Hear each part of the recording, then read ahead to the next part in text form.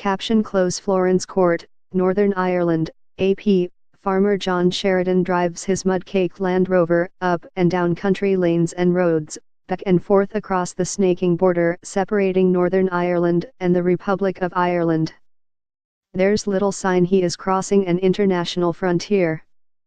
But Sheridan remembers when this was a place of customs posts and troops. Since Britain voted to leave the European Union, he has feared Brexit could threaten the borderless life that he and his neighbours have built, putting up new barriers to trade and heightening political tensions in a region still moving on from decades of violence. Looking out over a stretch of starkly beautiful grass and bogland where he raises sheep and cattle, 56-year-old Sheridan said that during Northern Ireland's violent troubles, travelling between farms meant being stopped here, there, and everywhere by army and police patrols.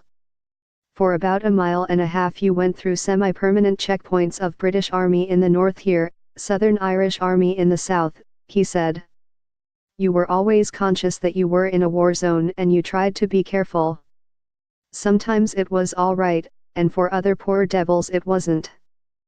Britain and the EU agreed Friday that after Brexit there must be no return to a hard border between Northern Ireland, which is part of the UK, and Ireland, which will remain a member of the EU. How that will happen has yet to be negotiated, but Sheridan said the breakthrough gives him a certain amount of comfort that the border will remain open. Outside Northern Ireland, few people in Britain were thinking about the border when the country voted in June 2016 to leave the European Union. But the 310-mile, 500-kilometre, line will be the United Kingdom's only land border with an EU country once Britain leaves the now 28-nation bloc in March 2019.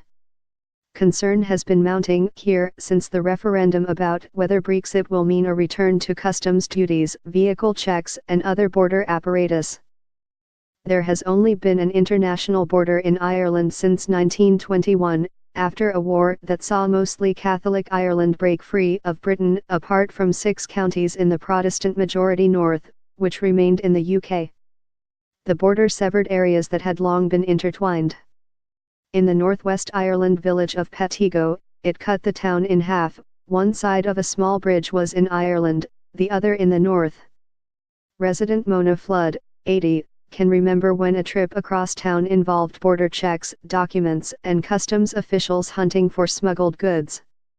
She showed visitors the customs booklet that her mother had to get stamped each time she drove across the border, and recalled how local people commonly hid cigarettes, alcohol, and especially butter. Butter was 2 shillings and 11 pence in the north, and you'd smuggle it in your handbag or other places, she said. And they'd search you. I hope it doesn't go back to that.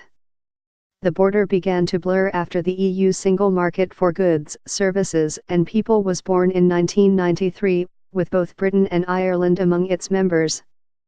There was no longer a need for customs posts.